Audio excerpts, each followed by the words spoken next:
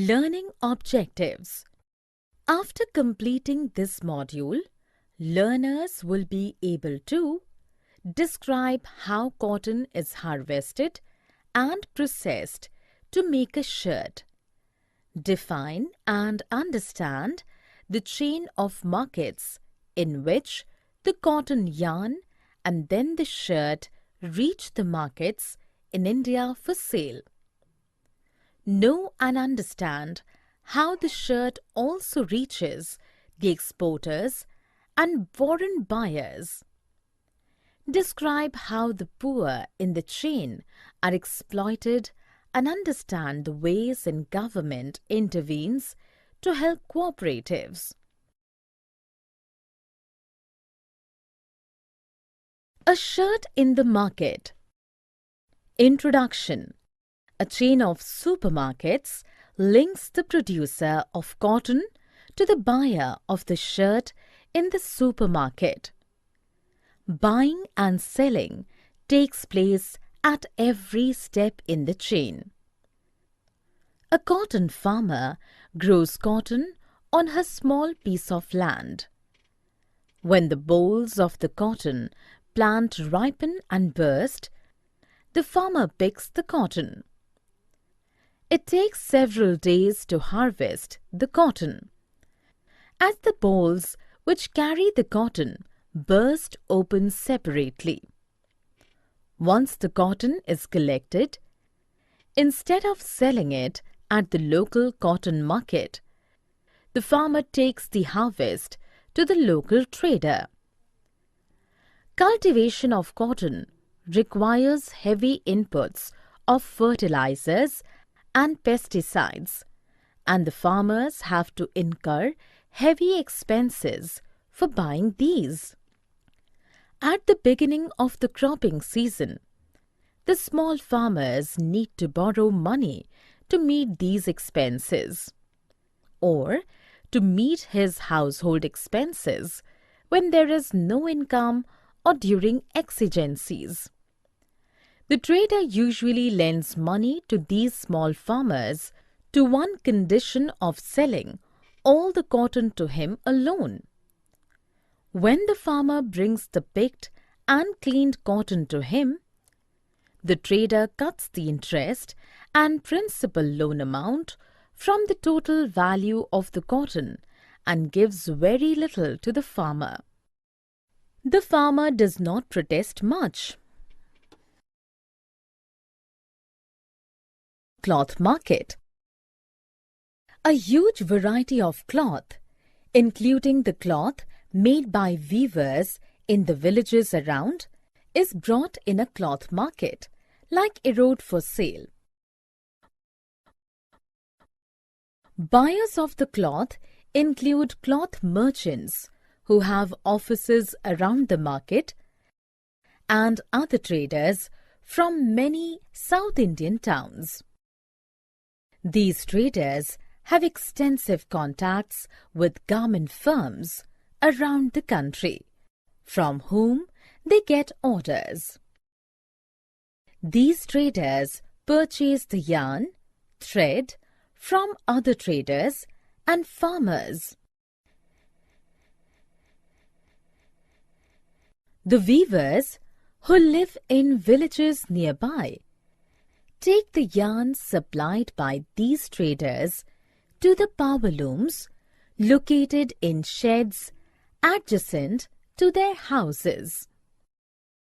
The traders keeps an account of the yarn given and pays them money for weaving this into finished cloth.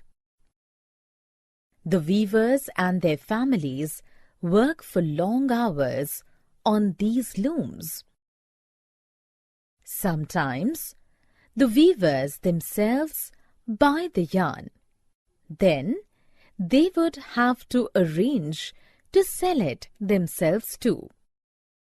Some weavers also bring cloth made on order from the merchant, who further supplies it on order to garment manufacturers and exporters around the country.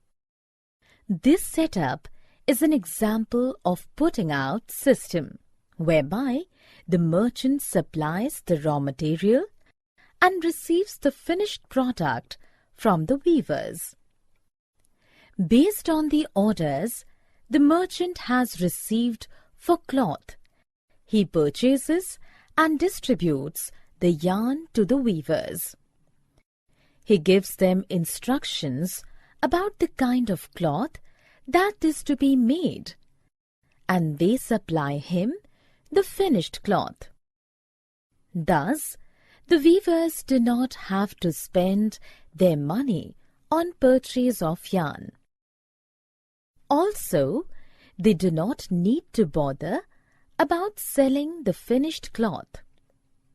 However, they depend too much on the merchants both for raw material. Weaving and equality. The weavers themselves cannot know who they are making the cloth for or at what price it will be sold. Weavers invest all their savings or borrow money at high interest rates to buy looms costing 20,000 rupees each.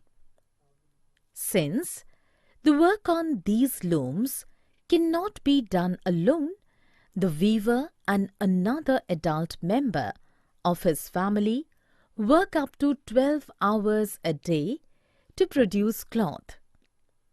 They earn about 3,500 rupees per month only for this. At the cloth market, the merchants sell the finished cloth to the garment factories at high prices.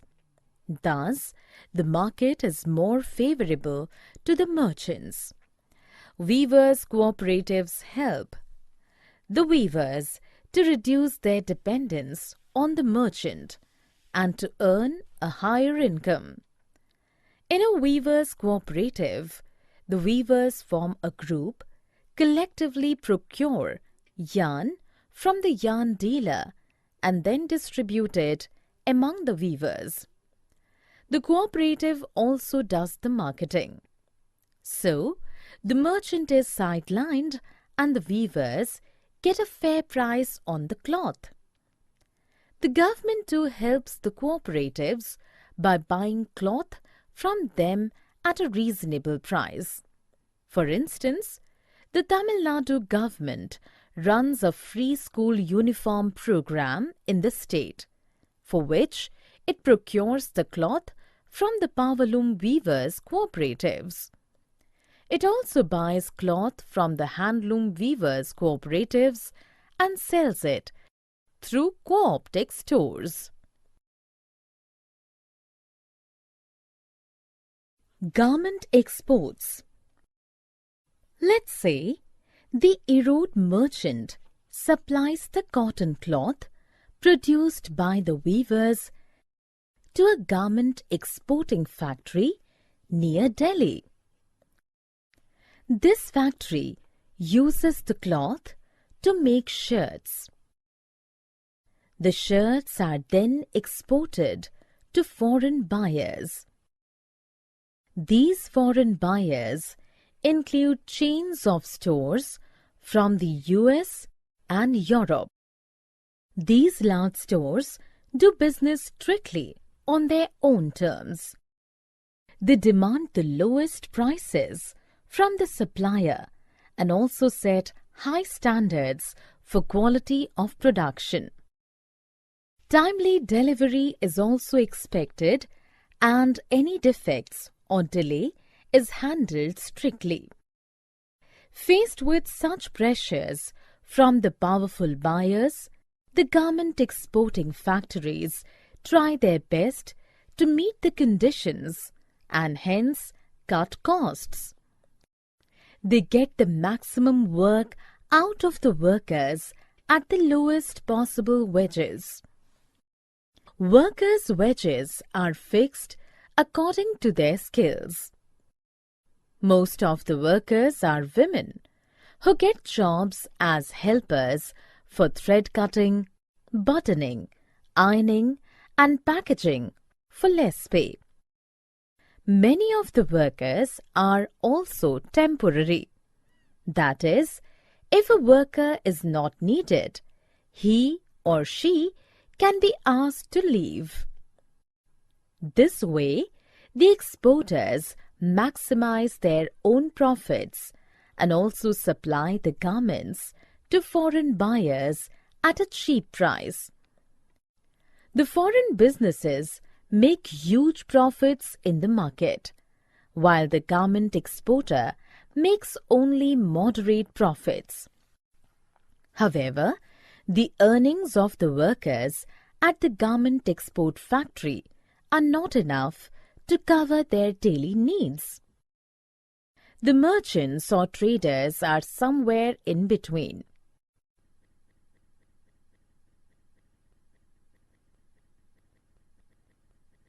Thus, not everyone gains equally in the market. Democracy is also about getting fair wages in the market. On one hand, the market offers people opportunities. Summary. Let us summarize what we have learned. A chain of markets link the producer of cotton to the buyer of the shirt in the supermarket. Buying and selling takes place at every step in the chain. Cultivation of cotton requires heavy inputs of fertilizers and pesticides, and the farmers have to incur heavy expenses for buying these. Because of this, he has to sell the cotton to a trader at below par prices. A huge variety of cloth, including the cloth made by weavers in the villages around, is brought in a cloth market, like Erode for sale. Buyers of the cloth include cloth merchants who have offices around the market and other traders from many South Indian towns. An example of putting out system is whereby the merchant supplies the raw material and receives the finished product from the weavers. Weavers invest all their savings or borrow money at high interest rates to buy looms costing 20,000 rupees each. In a weavers' cooperative, the weavers form a group, collectively procure yarn from the yarn dealer and then distribute it among the weavers. The government sometimes helps the cooperatives by buying cloth from them at a reasonable price. It procures the cloth from the powerloom weavers' cooperatives. It also buys cloth from the handloom weavers' cooperatives and sells it through co-optic stores. For example, the Erode merchant supplies the cotton cloth produced by the weavers to a garment exporting factory, say near Delhi. This factory uses the cloth to make shirts. The shirts are then exported to foreign buyers. On one hand, the market offers people opportunities for work or to sell things that they grow or produce.